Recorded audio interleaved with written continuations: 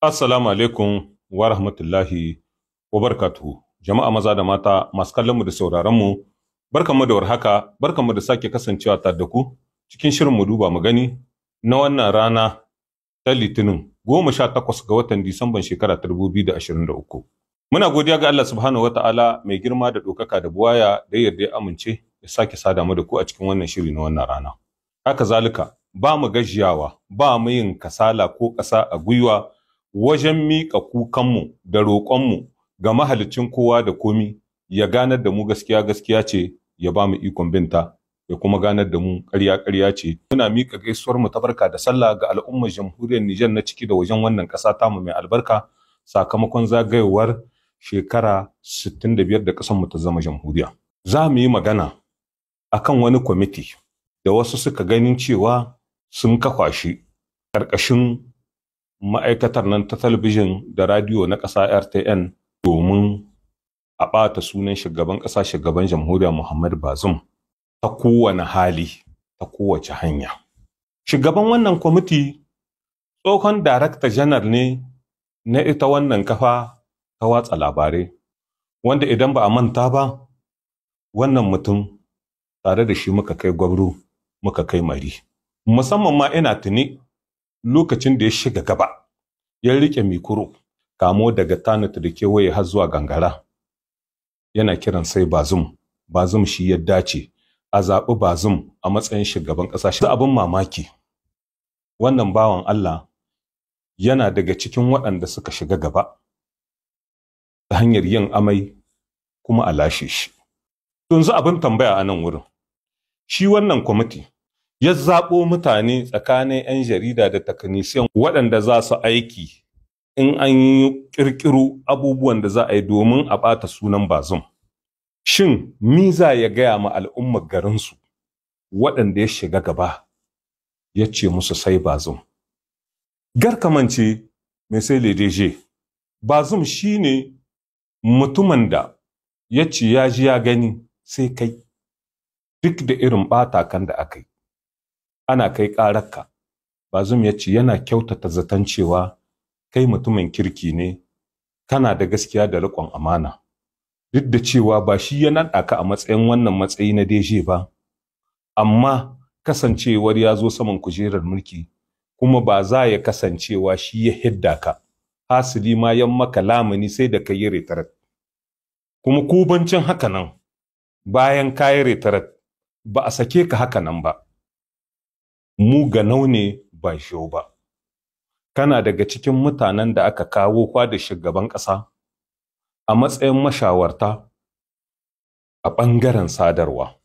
To muna son ka ɗauki kuzari cikin hannunka ka hito ka mai da martani akan waɗannan zantuttuka da muka faɗi.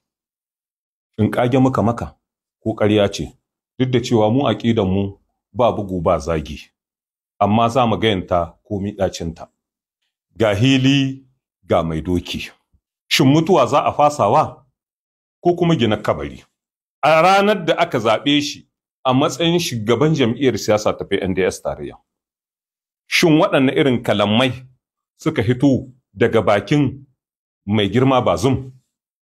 Me ya kwaɗa ma 'yan tarayya mazansu da matansu, tsoho da tsohuwa gami da babba da yaro? Sa'an nan waɗanne kalamai ya kwaɗi ga abokin shi, aminin shi, wanda aka zaɓa a matsayin shugaban ƙasa shugaban jamhuriya a wancan lokaci cewa da mai daraja Alhaji Isu Muhammadu.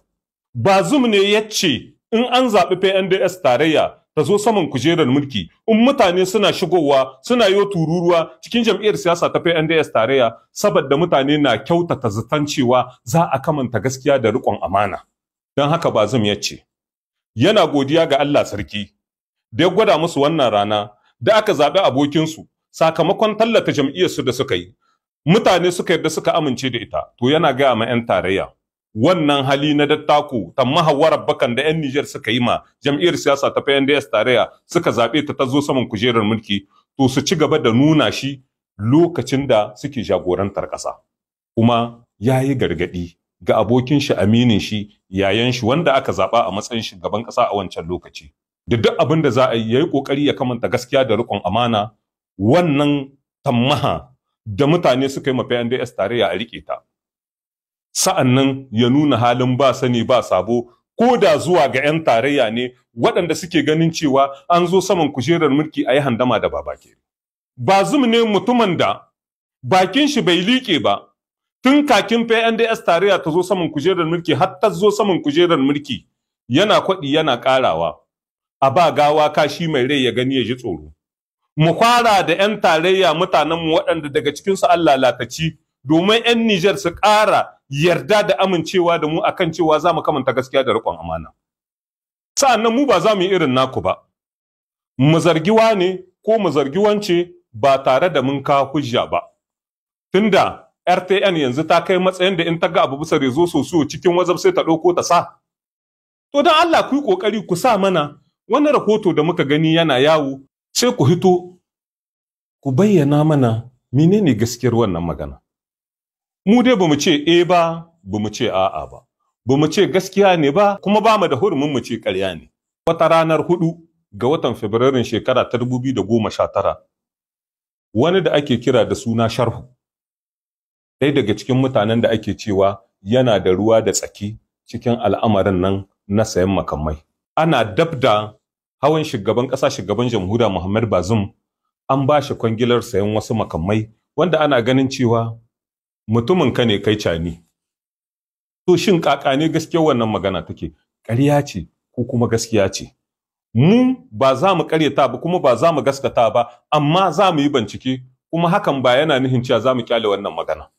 To wannan ranar 4 ga watan Fabrairun shekara ta 2019, an ce shi wanga bawan Allah wanda ake kira da suna Sharho ya saka kuɗi da yawansu ya kai miliyan 13 na euro, kwatankwacin miliyan 8,000 da wasu ɗaruruwan miliyakka na sefa, a cikin wani banki na Luxembourg, cikin kwantin mai ɗakin babban dogaran da shugaban ƙasa cewa da General Chani. To muna so don Allah a yi yunƙuri, a ƙoƙarta, a sa wannan rahoto, tunda in kuka ga abu cikin WhatsApp kuna watsa shi. Sa'annan ku yi ƙoƙari ku mana rahoto dangane da magana kuɗin jalonaman, magana kuɗin sayan makamai, magana kuɗin gyaran makamai, magana dillancin makamai, magana afar MDN, sai a yi ƙoƙari a watso mana su. Sa'annan kuma ku hito ku gaya ma mutane menene gaskiyar abin da yasa kuka roshe halsiya. Da rishin me yasa ba ku iya barin ta ci gaba da waɗannan dosiyin ne daban-daban na tuni mutanen ma an kai su gidan kasa an kama su. Ku kwakwaɓe mu waɗanga maganganu kura, kakin mu zo ga mayya gasum daga cikin handama da babakeren da aka yi ta hanyar yin rubda ciki da dukiyar ƙasa aka maida ta tamkar ta gado. Dangane da irin basussukan da aka cewa an ciwo daga hira irin wanga ta teburin mai shaki tsakanin mutum da mutum, amma a ciwo da sunan jamhuriyar Nijar. Wa ya ciwo wannan bashi, wace shekara aka ciwo shi, kaka aka yi, ina aka sa waɗannan kuɗi. Sai kuɗin da aka ce mu muna zuwa cikin iyawar Allah, domin shi makako bai san ka gane shi ba sai in ka taɓa shi. Muna faɗi muna ƙarawa ta hanyar ƙara tunatar da ku idan kun mance cewa muna da kunnuwa da idanu da hannuwa da ƙafafu, gabas da yamma, dama da hauni, ko ina a cikin wannan ƙasa tamu ta jamhuriyar Nijar. Shi kan shi Chani muna da kunnuwa da idanu a game da al'amarin shi. Duk abin da yake faɗi a kowace rana. Saboda ko ba komi in ya hito kowace da safe sai ya tambaya me muka ce.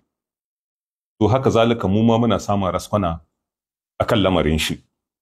Kowane minister, kowane DG, kowane gwamnan jiha, kowane farfe, kowane mayor, waɗanda suka ci amanar demokaradiyya, tabbataccen zance muna da kunnuwa da idanu cikin barin kowa ma. Kai ba biro ba, hatta cikin gidajenku muna da mutane, za mu bi ku dalla-dalla irin yadda kuke gudanar da abubuwa can soraz. Inda mun san ai dama mai ne ya sha muku kai. Chani ya faɗi ya ƙara.